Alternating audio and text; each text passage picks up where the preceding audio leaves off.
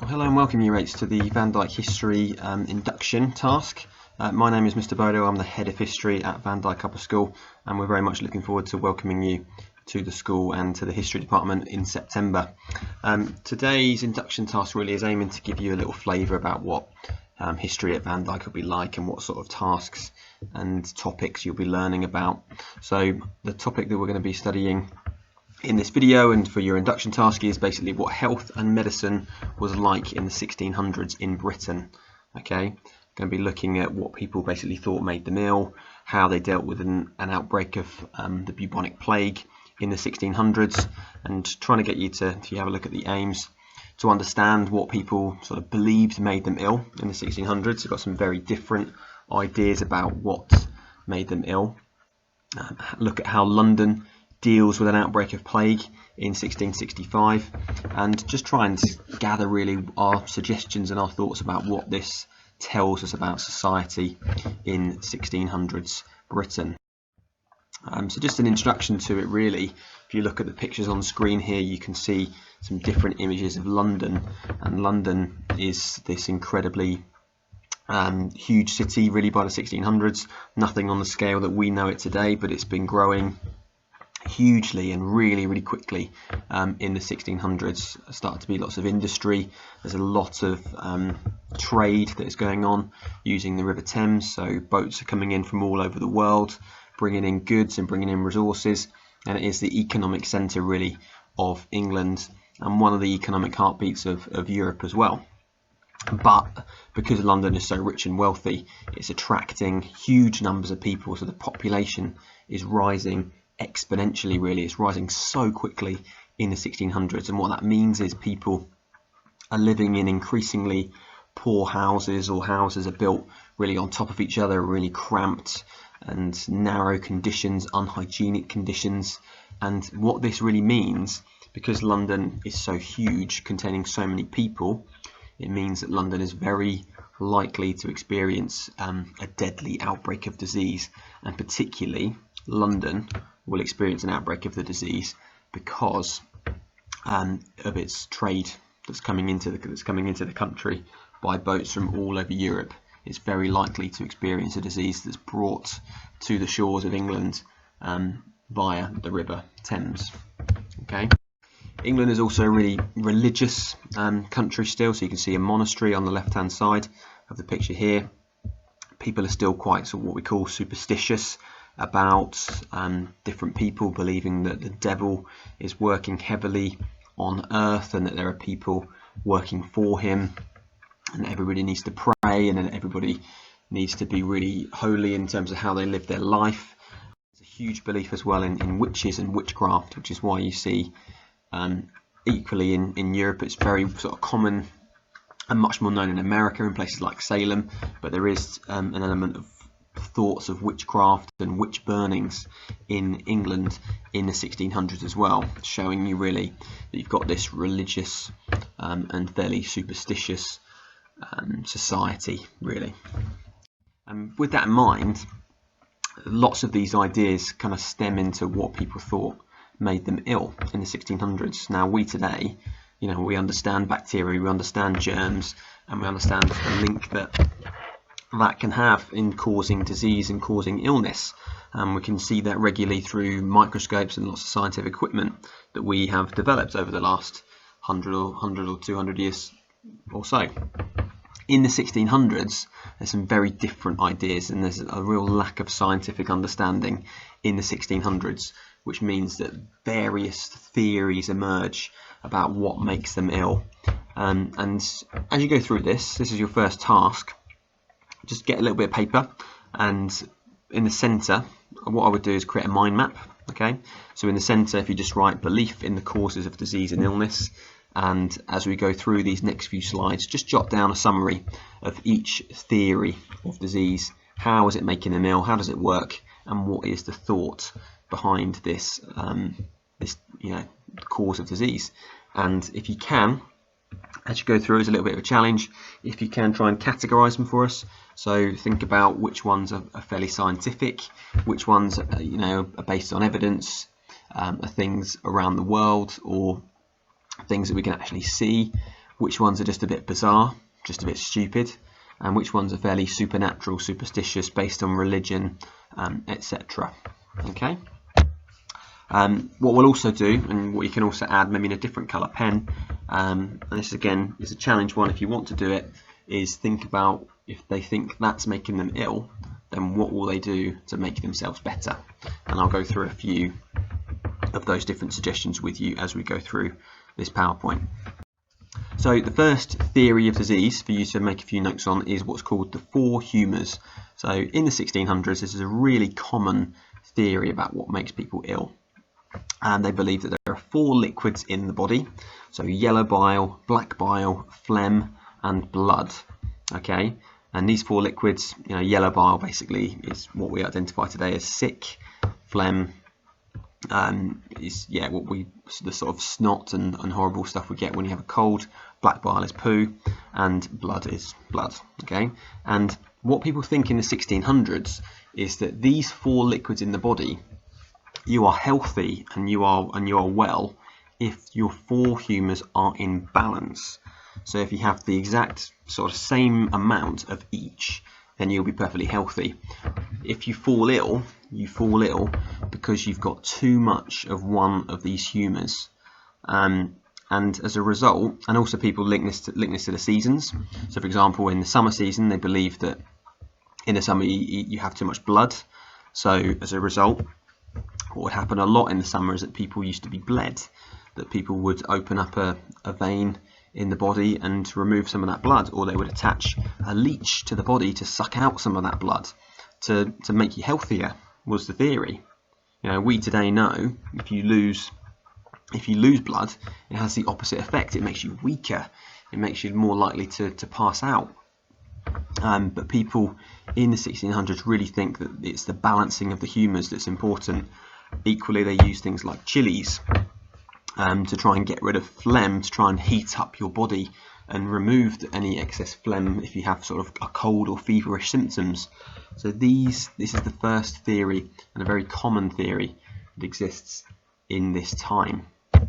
And also here's the last treatment. So if they felt that you had too much yellow bile, if you went to a doctor and they said, yeah, you're ill because you've got too much yellow bile, which is sick, they would make you drink vinegar, and the effect of drinking that vinegar would be pretty much to throw it back up, along with some of that yellow bile.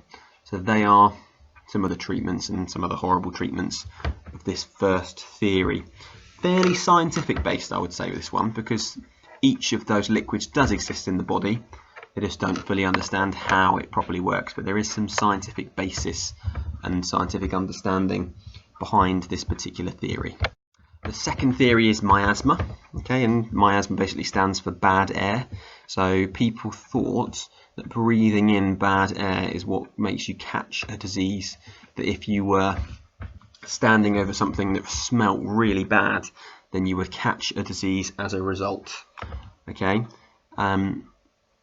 with this one, what happens as a result is that people try to cover up that bad air. So either waste or foul smelling things would be removed from the streets and people would be hired to do that sort of job, or people would light fires in the streets like you can see in the picture in the top right hand corner, and there'd be lots of herbs within it and things like that.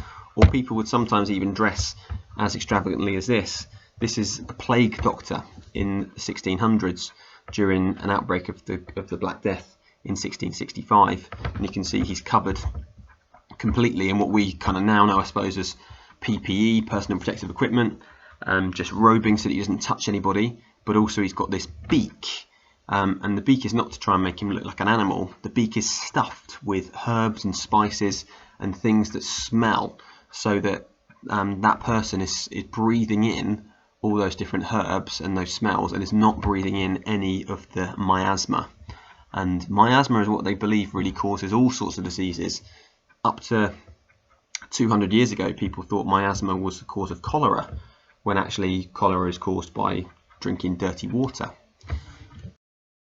Another very common theory is simply God. So God makes you ill. God is punishing you for your sins and for your actions on earth. and he is basically making you ill. He's angry about certain things that are going on in society. That's a very common theory, and because of this theory, you get people basically that repent for their sins and whip themselves in the streets. These are people called flagellants that you see both in this picture and this picture, who would say prayers, who would whip themselves in the street as a way of basically repenting for their sins and saying sorry to God. And the belief there is that if you say sorry, if you are repenting fully, if you're accepting what you've done and trying to apologise, then God will remove that disease that he has placed upon you. And that was the treatment that's offered to people if they believed that God made them ill. This is my personal favourite. People believed that there were magic elves, not only just magic elves, but invisible magic elves and invisible creatures around, and they make you ill because they get angry sometimes and fire an arrow at you. And this is particularly what is believed to be the cause of chickenpox or any disease that would sort of involve something coming up on the outskirts of the body, because that was believed to have been the effect of being hit by an invisible elf's arrow. Okay, this one, as I say, is my personal favourite because of just how fairly silly and bizarre it is. People are also at the time starting to understand more about astrology and astronomy and understanding the planets and what's going on. And when stargazers in particular are looking at the planets, seeing them move, some people are associating that with various different diseases and various different illnesses. And they're saying that, oh, because Mars has moved in this direction today, then so-and-so has got ill as a result. And that's caused them to get disease or to get an illness. Obviously no treatment because you can't control the alignment of planets, but that is one suggestion that some scientists and some stargazers are starting to come up with because they're seeing the planets really for the first time. People are also just associating filth and dirt with disease at this time, so starting to be a little bit more logical with the ideas of living in filth and living in unhealthy and unhygienic conditions could make you ill. And some people therefore are starting to work out that filth should be removed or dirt and waste should be removed, because when these cities are built, they're built so quickly that they aren't built with any sort of infrastructure, or they aren't built with running water or sewers or waste collection. So there is so much waste and dirt collected in these streets even by the 1600s. This leads to there being lots of new jobs available basically, so you could become very rich in the 1600s if you were hired as either a muckraker or a gong farmer. Both of these people would be paid to basically collect waste off the streets. So if you're a gong farmer, you would be shoveling rubbish and filth that collected in the streets. If you were a muckraker, then you had to sometimes clean out what were called cesspits, and the cesspits are basically toilets, but toilets without sewers or without running water to take the waste away.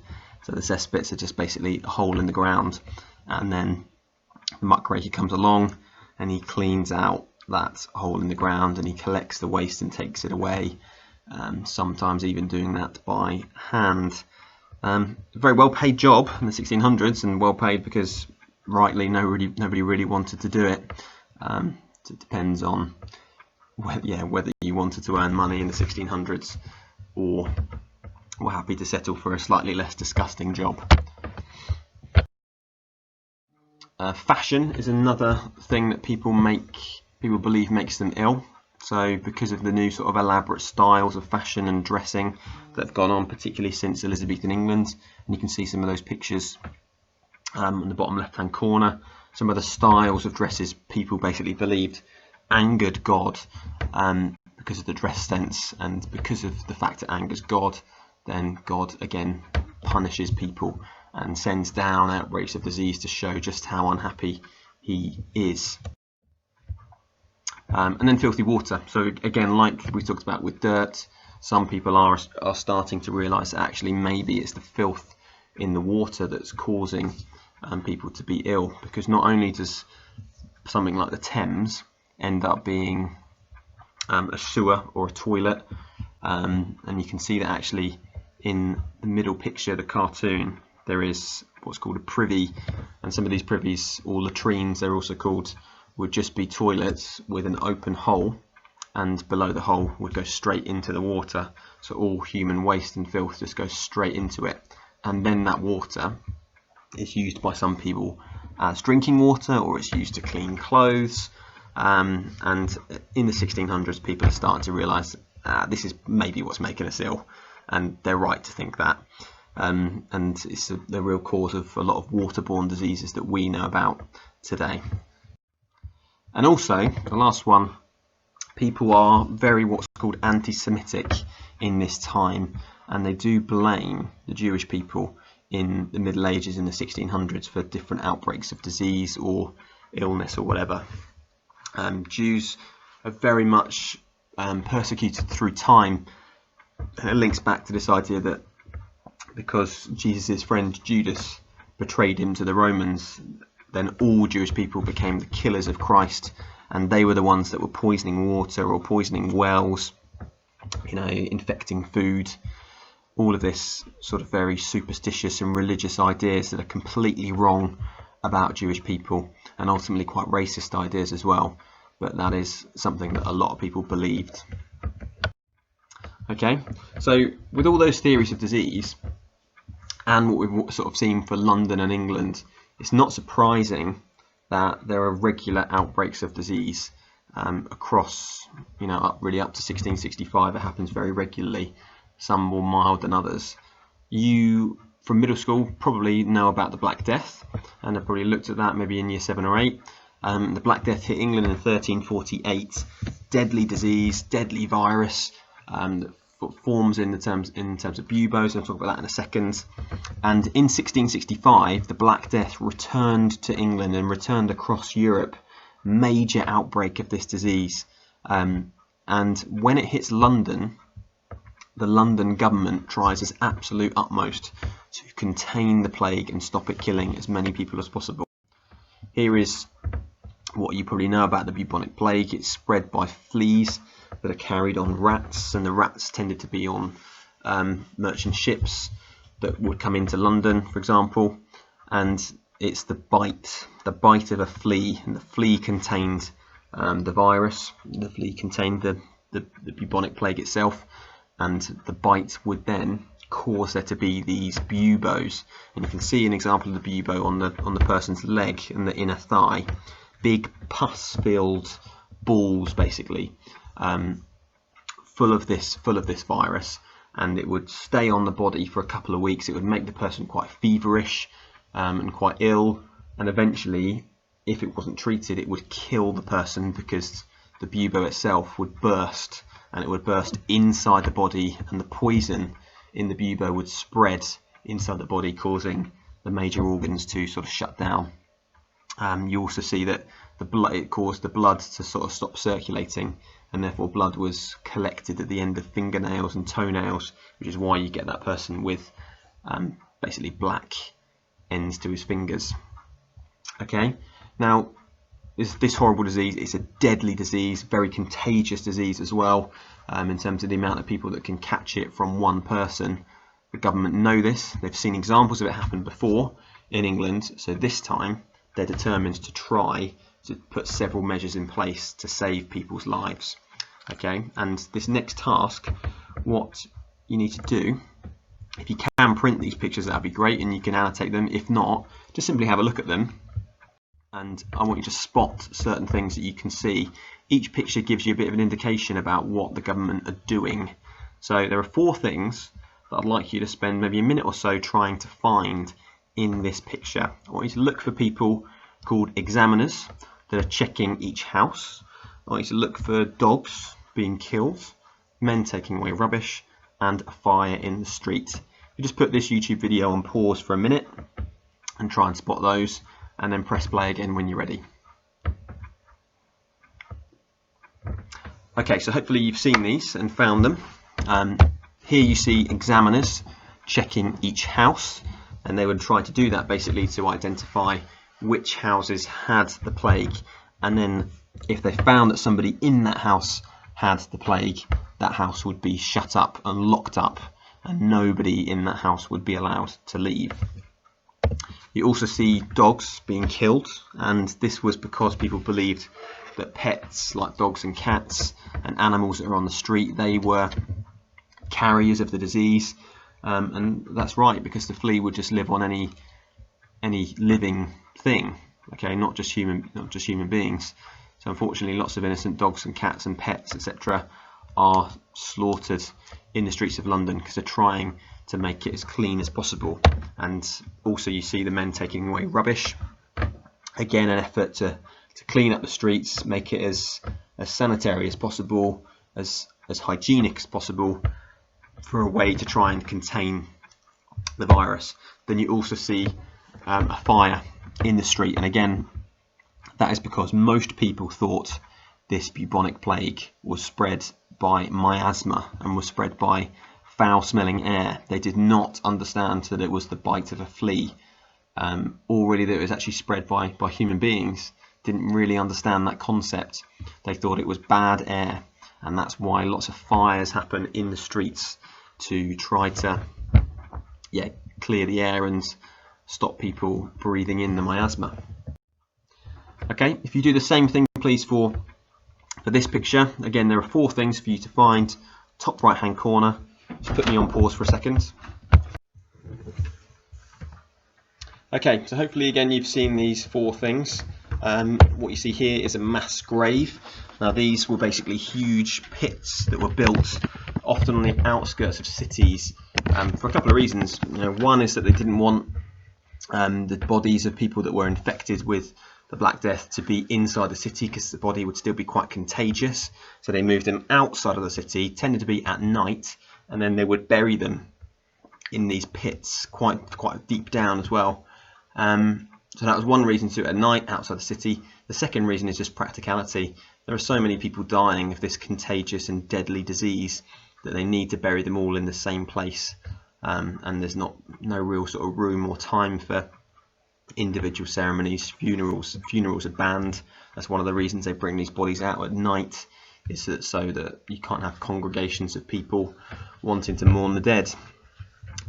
You see here as well a dead woman who's dropped down by the road. It shows you just how contagious this disease is, even for some animals, like the birds dropping from the sky.